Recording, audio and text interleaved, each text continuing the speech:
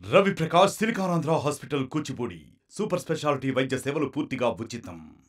5 సంవత్సరాల వైఎస్ఆర్ కాంగ్రెస్ పార్టీ ఏమి సాధించారా అంటే దోచుకున్నారు, దాచుకున్నారు. ఎక్కడ చూసినా స్కామ్లే. స్కాములు లేని నగరం లేదు, స్కాములు లేని జిల్లా లేదు. ఉదాహరణకి టీడీఆర్ బాండ్లు కుంభకోణమే చూడండి. ముమ్మాటికి ఇది జగన్మోహన్ రెడ్డి ఆయనే సూత్రధారి. టీడీఆర్ బాండ్ల కుంభకోణంలో ఆయనే సూత్రధారి.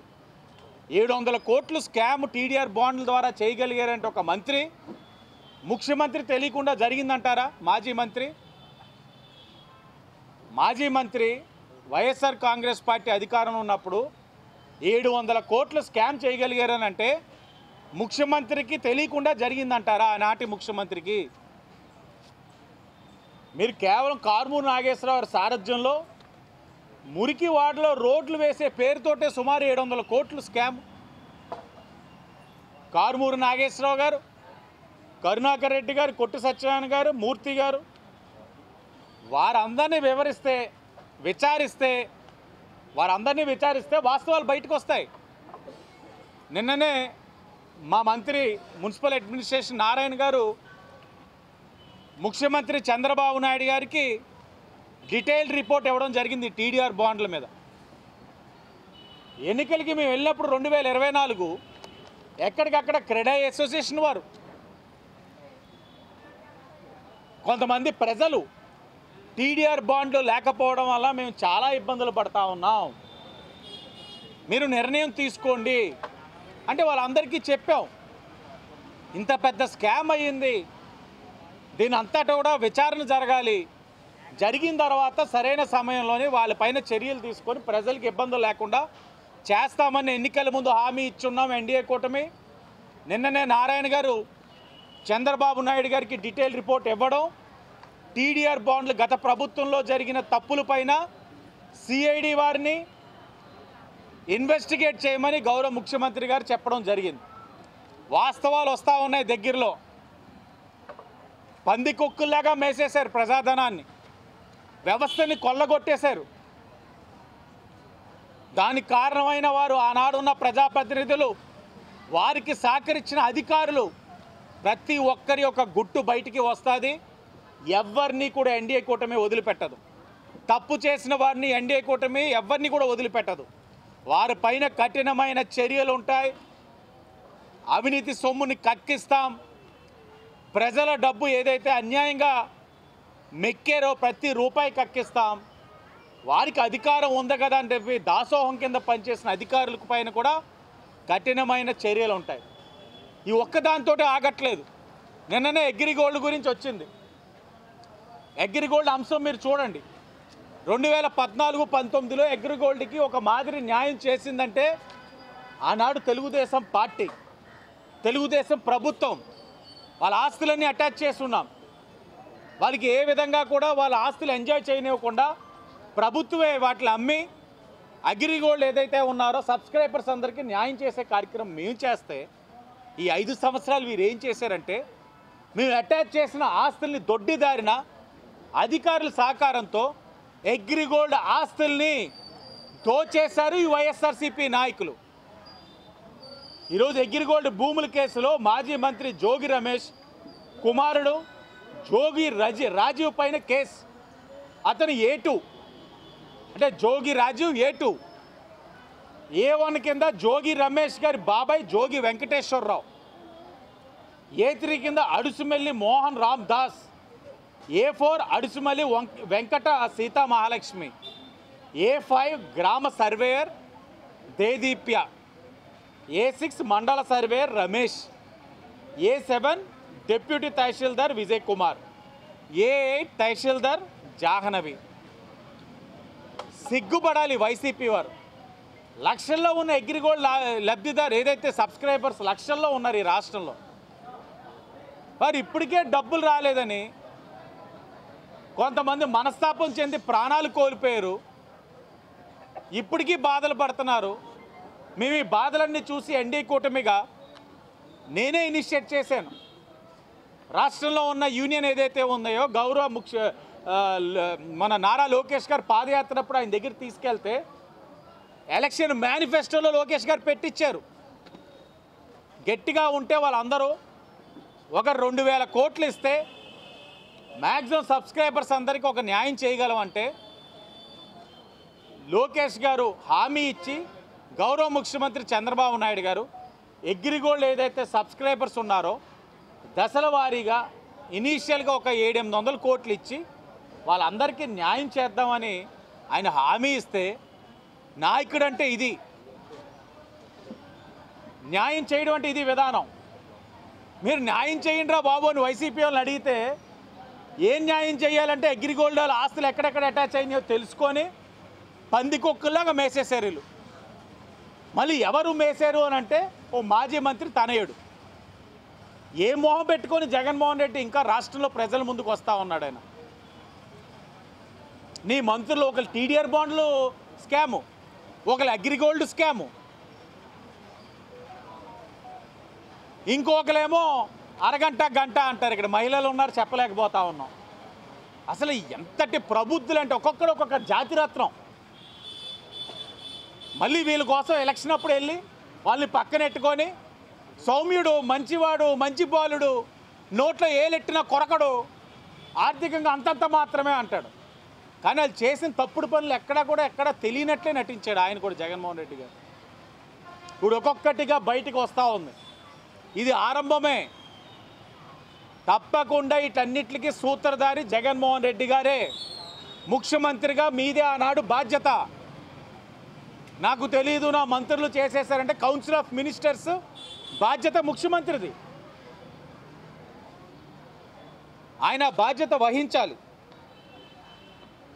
అలాగే నిన్ననే మా ముఖ్యమంత్రి గారు ఈ గవర్నమెంట్ హాస్పిటల్స్ ఆ వ్యవస్థ పైన సమీక్షించడం జరిగింది. 14-19లో చూస్తే ఉత్తమ విధానాలు మేము తీసుకొచ్చి గవర్నమెంట్ హాస్పిటల్స్కి వచ్చిన వాళ్ళకి మెరుగైన వైద్యం అందించి ఎక్కడా కూడా జాప్యం లేకుండా వారి ఇబ్బందులు పడకుండా చేసేవారు. ఇప్పుడేంటి, గవర్నమెంట్ హాస్పిటల్ అడుగు పెట్టి నుంచి సమస్యే, ఎటు చూసినా సమస్యే, ఎక్కడ శ్రద్ధ వహించని వ్యవస్థ. వీటన్నిటిని ప్రక్షాళన చేయాల్సిన అవసరం ఉంది. ఈ 5 ఏళ్ల వైఎస్ఆర్ కాంగ్రెస్ పార్టీ వారు గవర్నమెంట్ హాస్పిటల్ వ్యవస్థలన్నింటినీ భ్రష్టు పట్టించేశారు, అవగాహన రాహిత్యం కింద ప్రవర్తించారు. ఇప్పుడు మేము అన్నింటినీ కూడా సరిచేసే కార్యక్రమంలో ఉన్నాం. గౌరవ ముఖ్యమంత్రి గారు అన్న సమీక్షలోని మనకి తెలిసింది ఏంటంటే ఒక యాప్ రూపొందించి హెల్త్ కార్డు ద్వారా ప్రైవేట్ హాస్పిటల్లో చేరిన వ్యక్తి యొక్క వివరాలు కూడా తెలుసుకొని వాటిని కూడా ఒక డేటాబేస్లో పెట్టుకొని ఏ విధంగా వాళ్ళందరినీ కూడా పర్యవేక్షించాలి. అలాగే రాష్ట్రంలో కిడ్నీ బాధితులు ఉన్నారు, డయాలసిస్ చేయించుకుంటా ఉన్నారు, పెన్షన్లు రావు, సరైన సమాధానం ఉండదు. సమాధానం పక్కన పెడితే అసలు మీకు పెన్షన్ ఎలా వస్తుందని చెప్పే నాదుడు లేడు. ఇప్పుడు దానిపైన కూడా సమీక్షిస్తూ ఉన్నాం. ఏ విధంగా స్ట్రీమ్లైన్ చేయాలన్న దాని మీద కూడా ప్రభుత్వం దృష్టి సారించింది. అలాగే రాష్ట్రంలో ఎంతమంది టీబీ రోగులు ఉన్నారు అది సమగ్ర అధ్యయనం చేసి దాన్ని కూడా మెరుగైన వైద్యం అందించే కార్యక్రమం కూడా ఈరోజు ప్రభుత్వం చేపడతా ఉంది. ఇంతకుముందు ఆసుపత్రిలో ప్రసవం అయిన తర్వాత వాళ్ళకి ఎన్టీఆర్ బేబీ కిట్స్ ఇచ్చేవాళ్ళం, వెహికల్లోనే ఇంటి దగ్గర చేరవేసేవాళ్ళం. ఇప్పుడు కిట్లు లేవు. ఆ వెహికల్స్ గతంలోని 2014-19లో ఉన్న వెహికల్స్ ఏవైపోయినాయో తెలియదు, ఎక్కడ ఉన్నాయో తెలియదు. మా ఎంపీ ఆనాడు ఉన్న మురళీమోహన్ గారు ఎంపీ ల్యాడ్స్ తోటి ఇచ్చిన అంబులెన్స్ ఎక్కడుందో తెలియదు, అది రన్నింగ్లో ఉందో లేదో తెలియదు. వీటిపైన కూడా మళ్ళీ చర్చించి మళ్ళా పుట్టిన పిల్లలకి బేబీ కిట్స్ ఇచ్చే కార్యక్రమం కూడా ప్రభుత్వం తీసుకుంటా ఉంది. అలాగే అంగవైకల్యం, ఈ అన్ని సమస్యలు చూసే రాజమండ్రి సిటీలో ప్రజాప్రతినిధిగా 15 రోజులకి ఇక్కడ ఉండాలి, గవర్నమెంట్ హాస్పిటల్ దగ్గర ఉంటేనే సమస్యలు మాకు తెలుస్తాయని చూసాం. 15 రోజులు ఒకసారి వస్తూ ఉంటే ఇక్కడ ప్రజలు చెప్తా ఉన్నారు వారంకి రండి అంటా ఉన్నారు. గత 2-3 సంవత్సరాలుగా హాస్పిటల్ కమిటీ మీద శ్రద్ధ లేదు. ఆనాడు కలెక్టర్ గారు ఏం చేశారో తెలియదు. ఎందుకు ఏమీ చేయలేదంటే ఆనాడు కలెక్టర్ గారు, నేను చెప్తా ఉన్నాను on record, MLA co convener అవుతారు కమిటీలో. ఎమ్మెల్యేగా ఆ రోజున్న టీడీపీ ఎమ్మెల్యే ఆదిరెడ్డి భవానీ గారిని పిలవకూడదు, టీడీపీ ఎమ్మెల్యేని ఎక్కడ పక్కన పెట్టుకోకూడదు. పెట్టుకుంటే అక్కడ ఆవిడ ప్రజల కోసం అడిగితే అక్కడ టీడీపీకి ఎక్కడ మైలేజ్ వస్తుందని కలెక్టర్ గారు కూడా పార్టీ పరంగా పనిచేసేసి వైసీపీ వారికి అసలు కమిటీ మీటింగ్లో వేయలేదు. Rajahmundry government hospital committee. ఇప్పుడు మీ కమిటీ వేస్తున్నాం, కలెక్టర్ గారితో చర్చించాం. ఎన్జిఓస్ నుంచి ఒక నలుగురిని తీసుకోవాలి, పార్టీ పరంగా నలుగురిని కూడా ఎన్నుకున్నాం. దగ్గరలోనే కమిటీ మీటింగ్లు వేస్తాం, ఇక్కడ వ్యవస్థలన్నీ ప్రక్షాళన చేస్తాం. అలాగే డిజేబిలిటీ గురించి కూడా అవగాహన లేకుండా సదరన్ సర్టిఫికేట్స్ కోసం సెక్రటేరియట్లకు వెళ్తూ ఉన్నారు. ఆ సెక్రటేరియట్లో ఉన్న వాళ్ళు సిస్టంలోని సదరన్ సర్టిఫికేట్ పార్షియల్ డిజేబిలిటీ అని కొట్టేసి పంపిస్తూ ఉన్నారు. కానీ వాళ్ళు పార్షియల్ డిజేబిలిటీ కాదు. కొంతమంది వస్తూ ఉంటే మనసు చలిస్తూ ఉంది. బెడ్ రిడన్ వాళ్ళందరూ. పార్షియల్ డిజేబిలిటీ అంటే 6,000 వస్తుంది. బెడ్ రిడన్ అన్న పేషెంట్కి 15,000 వస్తుంది.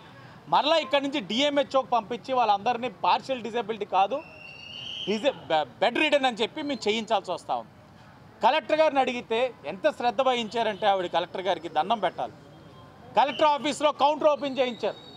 మొన్న లాస్ట్ విజిట్లో మాకు 9 కేసెస్ వచ్చినాయి. 9 కేసెస్ని కూడా ఆవిడే అడిగి తెలుసుకొని మేము ఇక్కడ కార్యక్రమం చేస్తున్నామని ఆవిడే అడిగి తెలుసుకొని ఆవిడ కలెక్టర్ ఆఫీస్లో పెట్టిన ఏదైతే చిన్న రిజిస్ట్రేషన్ కౌంటర్లో 9 కేసెస్ని కూడా పార్షియల్ డిజేబిలిటీ నుంచి బెడ్ రిడన్ డిజేబిలిటీకి తీసుకొచ్చి 15,000 పెన్షన్ వచ్చేటట్లు ఆవిడ ఈ కార్యక్రమం చేయగలిగారు. మరి ఇన్ని సంవత్సరాలు వీళ్ళు ఏం చేశారు? వైసీపీ పార్టీ వాళ్ళు ఎందుకు ఇంత అశ్రద్ధ వ్యవహరించారు? ఇప్పుడు ఈ కార్యక్రమం కూడా మా కమిటీ మెంబర్స్ రోజు కూడా వారికి వచ్చినవి అన్నీ కూడా కన్సాలిడేట్ చేసి వాటన్నిటిని కలెక్టర్ గారికి పంపించి ఆవిడ ద్వారా అవన్నీ కూడా 15,000 పెన్షన్ వచ్చే కార్యక్రమం కూడా చేయబోతా ఉన్నాం.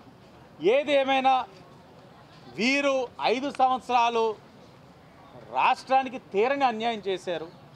దోచుకున్నారు, దాచుకున్నారని మేము పదే పదే చెప్పేవాళ్ళం. చంద్రబాబు నాయుడు గారు, పవన్ కళ్యాణ్ గారు చెప్తున్నా వీళ్ళు ఒప్పుకునేవారు కాదు. మేమెక్కడ అవినీతి చేసేవాళ్ళం అన్నారు. ఇప్పుడు ఒక్కొక్కటిగా బయటకు వస్తూ ఉంది. టీడీఆర్ బాండ్స్ది సిఐడి ఎంక్వైరీ మొదలయ్యింది. ఆ 700 కోట్ల వ్యవహారం, ఆ మేసిన వ్యక్తులు ఎవరో బయటకు వస్తారు. అగ్రిగోల్డ్ది చూశారు. A1 నుంచి A8 అధికారులు కూడా ఉన్నారు. ఎంతటి దౌర్భాగ్యం! పార్ట్నర్స్ ఇన్ క్రైమ్ అంటారు. అధికారులను కూడా మీతోటి క్రైమ్లో పార్ట్నర్షిప్ చేసి వాళ్ళు కూడా వాళ్ళ జీవితాన్ని పాడు చేశారు. అధికారులు కడుపు కొడతా ఉన్నారు. మీరు అధికారం ఉన్న అహంతో అధికారులు అందరినీ కూడా మీతో భాగస్వాములు చేశారు. అలాగే వారు చెప్పారు కదా అని మీకు గడ్డి తినమంటే గడ్డి తింటే తప్పకుండా మీరు ఇబ్బందులు పడతారు. ఇప్పుడు మేము కూడా చెప్తా ఉన్నాం, ఎన్డీఏ కూటమిగా మేము కూడా మీకు చెప్తా ఉన్నాం అధికారులకి, మేము తప్పుడు పనులు చెప్పేది మంచి పనులే చెయ్యండి. తప్పుడు పనులు చెప్తే మీరు కూడా చెయ్యొద్దు, మేము చెప్పినా చెయ్యొద్దు చెప్తా ఉన్నాం. అది మా పారదర్శకత. మేము తప్పుడు పనులు చేయనివ్వం. మీరు కూడా ఆలోచన పక్కన పెట్టి గత వాసనలన్నీ పక్కన పెట్టి అధికారులు ప్రజలకి మంచి చేయడానికి పనిచేయండి. అలాగే 5 సంవత్సరాలు మితిమీరి నిన్ననే ఒక గుడివాడ నుంచి ఒక వీడియో వచ్చింది, వింటా ఉన్నాను. సిఏ గారు మంచి స్పెక్స్ పెట్టాడు, నల్లటి కలజాళ్ళు ఇచ్చి కూర్చొని గుడివాడలో ఎవరు అడిగిపెట్టినా జై కొడాలి అనాలట. జై కొడాలి అన్నాడు. ఇప్పుడు గట్టిగా పడ్డది పోటు. అధికారులు ఎంత అత్యుత్సాహం ప్రదర్శించారు. ఆ ప్రదర్శనలు తగ్గించుకొని ప్రజలకి చేసి పని మీ వృత్తి ధర్మం మీరు చెయ్యాలని వాళ్ళందరినీ కోరుకుంటూ అందరికీ ధన్యవాదాలు. ఇది వైకాపా పార్టీ లేకపోతే వైకామా పార్టీ మాకు అర్థం కావట్లే. వాడు అరగంట గంట అంటారు, ఇంకోడేమో చెరువు దాకా తీసుకెళ్ళగలుగుతాను కానీ నువ్వు నీళ్ళెందుకు నేను తాగిస్తానని ఒకడు అంటాడు. ఒకడేమో ఈ వయసులో నేను పిల్లల్ని కంటానంటాడు. ఇంకోడేమో దువ్వాడి సీన్ గారు ఏమో వెళ్ళి కన్న పిల్లల్ని తన్నేస్తాడు. వీళ్ళు ఏంటి బాధ? అందరూ లత్తుకోరు గారులే, అందరూ పనికిమాల సంత. ఎన్నికల్లోని ఏది జగన్మోహన్ రెడ్డి గారు భుజాల మీద చేతేసి అంతంత మాత్రమే అని అన్నప్పుడు అంటే ఈయన పోటీ చేయలేదనుకోండి, ఒక ప్రస్తుత రాజ్యసభ సభ్యులు చెప్పాలి పిల్లలు అంతంత మాత్రంగానే ఉన్నారు కాబట్టి ఈయన కార్యక్రమంలో ఉన్నారని ఈయనకి. అలాగే దువ్వాడి సీని గారికి క్యారెక్టర్ అంతంత మాత్రమే. ఏంటి ఒక శాసన మండలి అంటే పెద్దల సభలో ఎంత హుందాగా ఉండాలి, ఎంత హుందాగా వ్యవహరించే వ్యక్తులు పంపించాలి పెద్దల సభకి. దీన్ని బట్టే జగన్మోహన్ రెడ్డి గారి ఒక వ్యక్తిత్వాన్ని రాష్ట్ర ప్రజలు అర్థం చేసుకోవాలి. పెద్దల సభగా ఇలాంటి వాళ్ళని పంపించేది ఎంత దారుణంగా ప్రవర్తిస్తున్నాడు. ఆయన కన్న బిడ్డల్ని కరించి కొడతాడా? భార్యను కాదనుకుంటాడా? మళ్ళీ ఈ ప్రబుద్ధులు మా పవన్ కళ్యాణ్ గారిని విమర్శించే వ్యక్తులా? ఇలా ఎదవలా మా పవన్ కళ్యాణ్ గారిని విమర్శిస్తారు? ఇంతటి తప్పుడు వేషాలు వేసుకొని చేసినవన్నీ తప్పుడు పనులు. జగన్మోహన్ రెడ్డి గారిని ఒకటే అడుగుతున్నాను, ఒక్కటి శాసన మండలి రద్దు చేయాలని మీరే అన్నారు, మీరే ప్రతిపాదించారు. ఏ హక్కుతో మీరు ఈరోజు బొత్స సత్యనారాయణ గారిని శాసన మండలి ఈ ఎమ్మెల్సీ స్థానిక సంస్థల నుంచి పెట్టారు? మీరు ముఖ్యమంత్రిగా ఉన్నప్పుడు ఒక మాట, ప్రతిపక్ష నాయకుడిగా ఉన్నప్పుడు ఒక మాట. ఏ హక్కుతో మీరు అడుగుతా ఉన్నారు? శాసన మండలి రద్దు చేసింది మీరు కాదా? అలాంటప్పుడు ఏ నోరుతోటి మీరు ఈరోజు మళ్ళీ బొత్స గారిని అభ్యర్థిగా మీరు అనౌన్స్ చేశారు? అనౌన్స్ చేయడం కాకుండా అలాంటి చట్టసభలకి ఇలాంటి విధవల్ని పంపించేది? ఎన్ని మాటలు అన్నాడండి అతను అక్కడ. జగన్మోహన్ రెడ్డి గారు ప్రజలకు కూడా ఒకటి చెప్పాలి, నిజంగానే మాట వస్తే విశ్వసనీయత, ఒక నమ్మకం, నిబద్ధత కొన్ని మాట్లాడతాడు ఆయన. నిజంగానే మీకు ఉంటే ఇతను శాసన మండలి సభ్యత్వాన్ని రద్దు చేయండి. ఇంతటి తప్పుడు వ్యవహారాలు చేశారు, మహిళా లోకానికి ఏం సందేశం పంపించబోతున్నారు జగన్మోహన్ రెడ్డి గారు? ఈయన సభ్యత్వం రద్దు చేసే దమ్ము ఉందా జగన్మోహన్ రెడ్డి గారికి? నేనే సాక్ష్యం. గవర్నర్ గారి స్పీచ్లో జగన్మోహన్ రెడ్డి గారి కన్నా ముందు వైసీపీ వాళ్ళు అందరూ నిరసన చేసుకుంటూ వచ్చిన వాళ్ళు మొట్టమొదటిగా అడుగు పెట్టింది దువ్వాడ శ్రీని గారు. రావడమే సేవ్ డెమోక్రసీ అట. మేమే అంటున్నాం సేవ్ డెమోక్రసీ బాబు, నీ నుంచి సేవ్ డెమోక్రసీ. ఆ రోజు అంతా ఇంత చేయలేదు, ఫస్ట్ చింపింది కూడా ఈ దువ్వాడ శ్రీని గారే. ఇంత తప్పుడు పనులు చేసిన వాళ్ళు జగన్మోహన్ రెడ్డి గారు. అంతా 420 బ్యాచ్. ఓడు టీడీఆర్ బాండ్లు కొట్టేస్తాడు, ఓడు పిల్లల్ని కొట్టేస్తాడు. ఒకరికి ఈ వయసులో నాకు సర్లేండి, ఇవన్నీ మన శాంతి భద్రతలు ఇవన్నీ అసలు ఎలా ఉన్నారంటే వాళ్ళు మాట్లాడడానికి మాకే సిగ్గుగా ఉంది. ఒక్కొక్క ఎపిసోడు సిగ్గుపడతా ఉన్నారు రాజకీయంగా, ఇలాంటి వాళ్ళతో మేము ఉండాలా చట్టసభల్లో అని. కొత్తగా ఎన్నుకోబడిన మాలాంటి వాళ్ళకి సిగ్గుగా ఉంది అలాంటి వాళ్ళు చూస్తూ ఉంటే. జగన్మోహన్ రెడ్డి గారు సమాధానం ముమ్మాటికి చెప్పాలి. చట్టసభలు రద్దు చేస్తానన్న మీరు ఏ నోటితోటి, ఏ హక్కుతోటి మీరు బొత్స గారి అభ్యర్థిత్వాన్ని మీరు బలపరుస్తున్నారు? చట్టసభలు అంటే, శాసన మండలి అంటే పెద్దల సభలు. అలాంటి పెద్దల సభలకి హుందాగా ఉండేవాళ్ళు పంపించాలి. ఇలాంటి లో గ్రేడ్గా ప్రవర్తిస్తున్న దువ్వాడ శ్రీని గారు ఒక శాసన మండలి సభ్యత్వం రద్దు చేస్తారా లేదా? రాష్ట్ర ప్రజలకి తెలియచేయాల్సిన బాధ్యత జగన్మోహన్ రెడ్డి గారి పైన ఉంది. నమస్కారం. ఎవరు? మా అయ్యన్ పాత్ర గారు రాశారా? ఇంకొక ఆప్షన్ ఇద్దాం ఆయనకి. అయ్యన్ పాత్ర గారి దగ్గరికి వెళ్ళి 1-to-1 కూర్చోమందాం. ఆయన ఇద్దరిని అక్రాస్ ద టేబుల్ 1-to-1 కూర్చొని పెట్టి జగన్మోహన్ రెడ్డి గారు ప్రతిపక్ష పాత్రతో పాటు ఇంకా ఆయన వెళ్ళి కళ్ళల్లో కళ్ళు పెట్టి అడగమని చెప్తాం. ఏమండి, ఇప్పుడు మరలా చెప్తా ఉన్నాం, ప్రజలు ఇవ్వాలి ప్రతిపక్ష హోదా పాత్ర. మీరెవరు, నేనెవరు నిర్ణయించడానికి? ప్రజలు ఇవ్వాలా? ఇవ్వనప్పుడు అడిగే విధానంలో అడగాలి. అలా అడగను, నేను ఇంకా మాజీ ముఖ్యమంత్రి, నాకు హోదా ఎందుకు ఇవ్వ, నువ్వు పోరాడితే ఏముంది? పోరాడితే నీకు నీరసం తప్ప లేకపోతే ఇంకేమీ లేదు. నీకు నీరసం రావాలి, నీరసించి ఇంటికి వెళ్ళాలి తప్ప ఎవ్వరు ఇక్కడ తగ్గట్లా. మీరు ఏదైనా గౌరవపదంగా వెళ్ళి, సార్ నేను ఒక మాజీ ముఖ్యమంత్రిని, ఆ ఫోబియాలోంచి నేను బయటకు రాలేకపోతా ఉన్నాను, 900 మంది సెక్యూరిటీ లేకపోతే నేను బయటికి అడుగు పెట్టలేకపోతా ఉన్నాను, ఆ భయం ఉంది నాకు. భయం ఉన్నప్పుడు మీరు కాస్త కనికరించి నాకు ప్రతిపక్ష హోదా పాత్ర ఇవ్వండి అని చెప్పి ఆయన విజ్ఞప్తి చేసుకుంటే, అయ్యన్ పాత్ర గారు కూడా ఆయన అక్రాస్ ద టేబుల్ ఎదురుపెట్టి కళ్ళల్లో కళ్ళు పెట్టి అడిగితే ఇవ్వడానికి ఆయన కూడా రెడీగానే ఉంటాడు. కానీ ఆయన అడగట్లా. అడగకుండా చూడు, స్కూల్కి వచ్చి పిల్లోడు నాకు ఇది కావాలని అడిగితే ఏదైనా చేయగలుగుతాడు. స్కూల్ రాకుండా చుట్టూ తిరిగి స్కూల్ బంక్ కొడితే ఏమవుతుంది? ఆఖరికి అటెండెన్స్ రాక డిస్క్వాలిఫై అవుతాడు. అలాగే ఆయన ఎమ్మెల్యే కింద కూడా డిస్క్వాలిఫై చేసేయడానికి అయ్యన్ పాత్ర గారు చూస్తున్నారు. రూడాలో మీరు చెప్తున్నాం కదన్నా, ఎవరు అతీతం కాదు. ఎక్కడ తప్పు జరిగినా బయటకు వస్తుంది, కఠినమైన చర్యలు ఉంటాయి. దానికి బాధ్యులైన వారందరూ కూడా సిద్ధంగా ఉండండి. మీ పైన చర్యలు తీసుకోవడానికి వ్యవస్థలు పనిచేస్తూ ఉన్నాయి. మీరు అలోలోపోయి వచ్చి సరెండర్ అయిపోయి ఏదైనా చెప్తే ఏదైనా కాస్త పరివర్తన కింద ఏదైనా ఉంటాయేమో, క్లాసెస్ కూడా వెతుకమందాం.